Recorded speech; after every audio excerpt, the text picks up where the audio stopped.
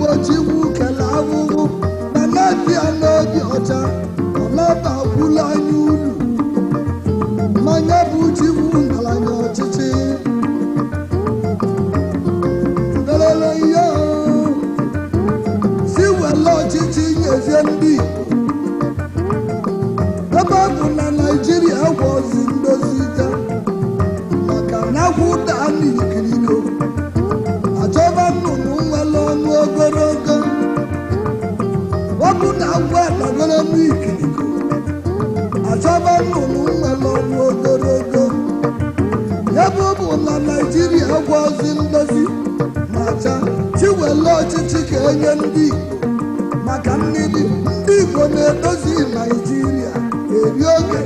give power to Nigerian Jews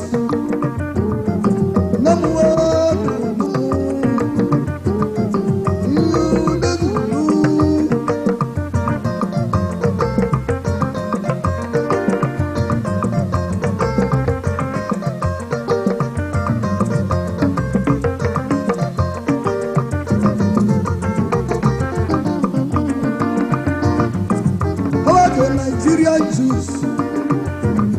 wale na ọchịchị ka enye ndị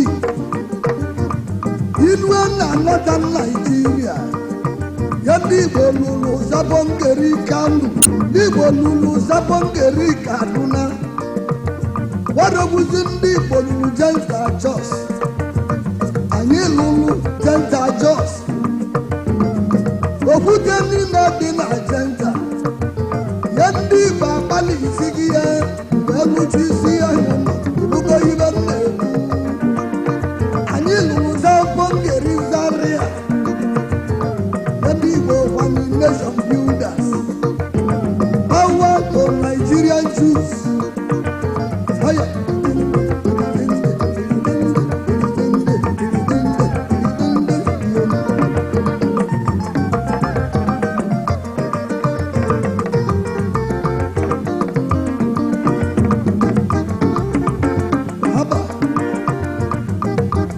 agazie Lagos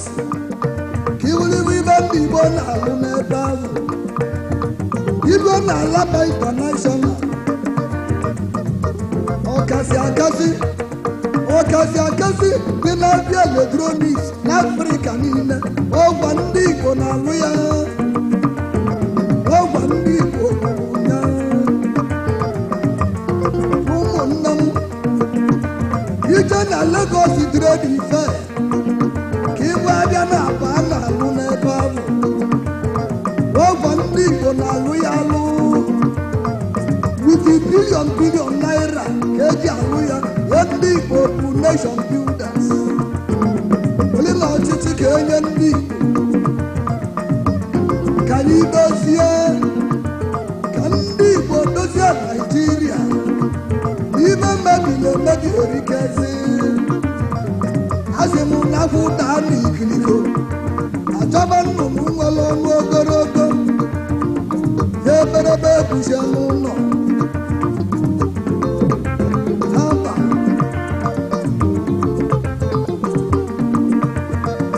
iluzie na Abuja kịta bụ na ọbụzi Abuja iwu ụlọ dị mma na Abuja ya weruke nke gọọmenti ya ndị ọzọ bụzi nke ndị Igbo ilu na Golden Age Hotel na Abuja ọkasị akasị dị na họteelụ obonya dị nwụrụ ya wapụ ogwumikine alụsị ezi amaka World Bank n'Enugu ya ndị Igbo bụ nation builders ibiribi uwe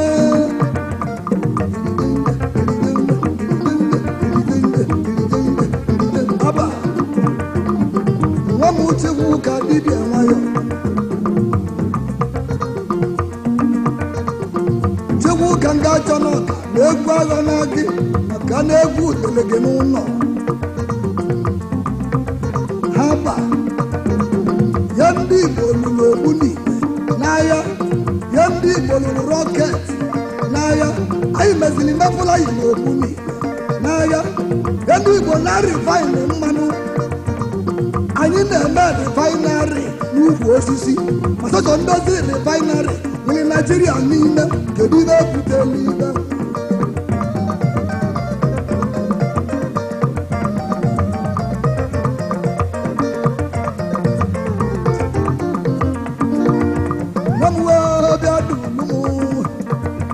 anyị na-emebi refinery n'ukwu osisi ma ndozi refinery nwere Naijiria niile kedu ihe ebutela ibe wele na ọchịchị ga-enye ndị power to Nigerian youth unu abụga na-agbalị dọkịta na-agbalị kọmputa wiza ọrụ onye Nigerian youth na-agbalị igwe onye ọnịcha do beberebe prọfesọ Eni Njoku obu wetali anti-cholera vaccine Njoku gbana onye ozo na ndị Nigerian youth wabụrụgwazi nke iwe nwanyị a wetali independent Nigeria mazi ike achị o maka ọ bụzala eziokwu achịbụ ukeli ndị Igbo achịchị achịbụ ukeli ndị Igbo abụbụ achịbụ nọzila anyị ọchịchị eberebo na-egbu na nkịtị na ndị ehihie menisa elupi Ojukwu ya nna Chukwu Emeka Ọdịnegwu Ojukwu the first millionaire n'Africa ofu ego aka ya ka o ji wee sponsor independent celebration na Naijiria niile ụrụ Ojukwu bụ deli moto aka ya moto ya ka eji buru gekwi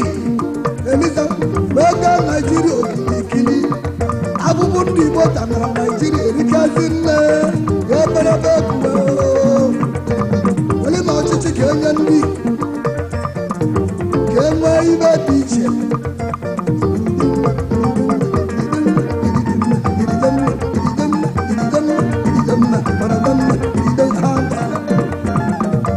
Chewuka dibịa nwa m